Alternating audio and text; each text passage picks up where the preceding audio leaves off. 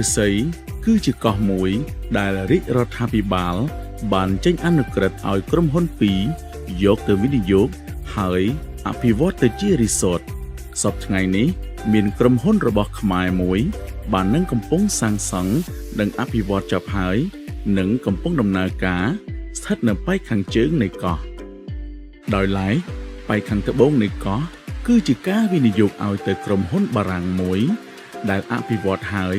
កំពុងដាក់ដំណើរការនិងទទួលបាននូវការសាទរច្រើនហើយជាប្រភេទសន្តាគាររីសតដែលលំដាប់និងជាផលិតផលទេសចរណ៍ដែលល្អបំផុតរបស់ខេត្តព្រះសីហនុកោះឫស្សីគឺស្ថិតនៅចន្លោះកោះតាកៀវទល់មុខមូលដ្ឋានសមុទ្ររៀមនិងចន្លោះកោះក្របីកោះឫស្សីមានចម្ងាយ14គីឡូម៉ែត្រពីដីគោកនិងធ្វើដំណើរតាមអូប័រប្រមាណ15ទៅ20នាទីដូច្នេះគឺមិនមានការទន្ទ្រានឬកាន់កាប់ដោយអាជ្ញាធរវៀតណាមឡើយ